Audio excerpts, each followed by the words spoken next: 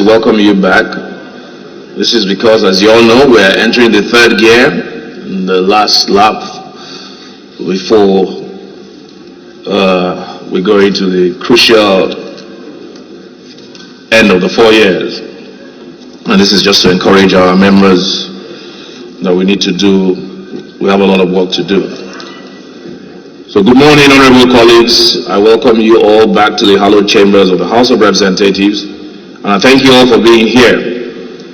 I thank God Almighty, by whose grace and mercy we have reconvened this morning to do the people's business in Parliament for our beloved nation. I know that the time away has been a time of consultation and engagement with constituents. I hope that we have each used the time to rest and recuperate, reflect and prepare for the tasks that lie ahead and hard work required to accomplish the ambitions we each and together hold for our country. Already in this 9th House of Representatives, we have done a lot of what we said we would do, and we have made giant strides towards keeping the promises we made to the Nigerian people in our legislative agenda. Yet, with every new accomplishment, we confront the unavoidable truth that our work is not nearly done, and the cares that concern us and animate our governing efforts have not been met. But rather than be discouraged, we draw inspiration from the things we have achieved, we learn the lessons from the times we tried and failed, and we endeavor with each new day and each new effort to do better than our previous best. In this way, through our individual and joint efforts, we will ensure that in the final judgment of history, it will be said that in the time we had, we strived and we kept the faith to the best of our abilities. In the last week before our recess, we laid the Electoral Act Amendment Bill report before the House.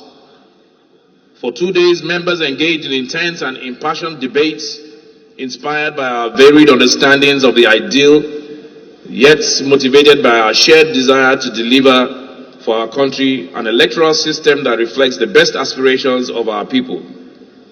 This is our duty for which there is no alternative and from which we cannot deviate. Inevitably, as is always the case, the final count of votes disappointed some.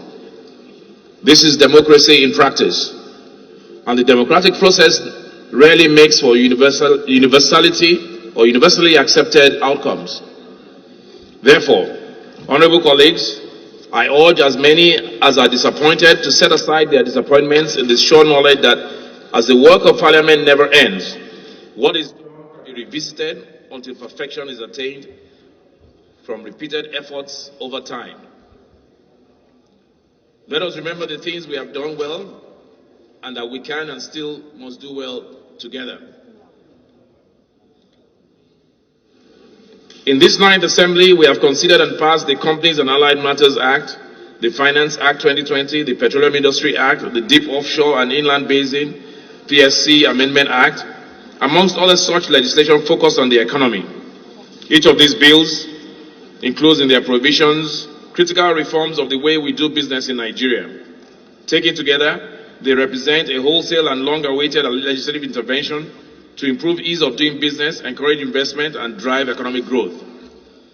Let the joint effort required when we took up the course of police reform in our country and passed the Police Act 2020 inspire us to do the same with the Police Service Commission Bill, so that we can finally, using the instrument of legislative power, enact a statutory framework for holding swiftly and fairly to account those officers of the Nigerian police force who choose to abuse the authority of the state against the citizens they are commissioned to serve and to protect. Insecurity remains an overwhelming threat to all our nation's people and a hindrance that further delays the attainment of the critical development objectives necessary to put our country on the path to peaceful prosperity. Therefore, the 9th House of Representatives will continue to take action and as required to address statutory deficiencies that limit the ability of our national security apparatus to respond effectively to the myriad of manifestations of insecurity in our country. In our last session, We convened the National Security Summit to deliberate on the issue and articulate recommendations for executive and legislative action. The leadership of the House of Representatives presented the report of that summit to His Excellency President Muhammad Buhari, GCFR, and we received assurances that the recommendations will be duly considered and implemented. We will follow through to ensure that commitment is met. At the same time, we have begun to take legislative action to implement the summit's recommendations on statutory reform, amendments, and the enactment of new legislation. Several such bills have already passed second reading and now await action in the respective committees. I urge the chairmen and members of those committees to act quickly and swiftly and conscientiously to bring those bills to the floor as soon as practicable. In this parliamentary session, we will prioritize national security bills that seek to implement the varied recommendations of the summit. This is not to suggest that we will abdicate action on other matters of national concern. We only reaffirm our commitment to do all that we can to defeat those who have made it their cause to impose on our country an unending orgy of carnage and inflict our people with devastating grief. Let it be apparent to those who have made themselves enemies of Nigeria that this ninth House of Representatives will respond to the audacity of their evil with every tool and resource at our disposal, and we will not be deterred. Thus far, we have rightly focused our national security concerns on the machinations of extremist insurgents who seek to remake our world in the image of their discredited theocracy, and bandits who maraud and terrorize whole regions for profit. We must now add to these concerns an emerging threat that presents the same clear and present danger. In the south of Nigeria, east and west, miscreants and criminals masquerading as separationist activists have emerged to wreak havoc, take lives, and commit economic sabotage against fellow Nigerians and against the state. These people, in their inclination for devastating violence against fellow citizens, their appetite for the destruction of private property, their disruption of academic activities, commerce, and industry, their propensity for defiling institutions of the state, society, and community, their refusal to engage in debate or to consider the possibility of dissenting opinions and alternative viewpoints are no different from Boko Haram and ISWAP.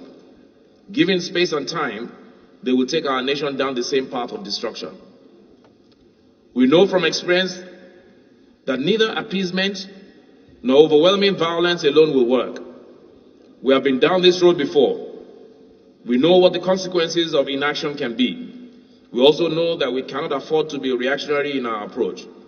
This is the time to convene our best efforts to articulate a political, economic, military, and policing strategy to address both manifestations and root causes of this emerging threat.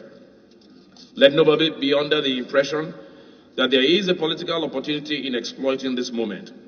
This is a time for statesmen to act beyond the petty considerations of politics, to do the hard things and achieve greatness. During our recess, I observed some media organizations reporting on the performance of individual members of the House of Representatives, using the numbers of bills sponsored as a metric for assessing members' contributions in the past legislative year. It is not always the case that the solution to a problem lies in enacting new legislation. Often members are most effective when advocating for their constituents in the arenas of government where decisions are made. They fulfill their role in the committees when their measured contributions help to ensure that bills are of the highest quality and solve the intended problems. Legislators also honor their mandate when, through meticulous oversight of public spending and incisive questioning of public officials, they ensure that government resources are efficiently utilized to meet government objectives.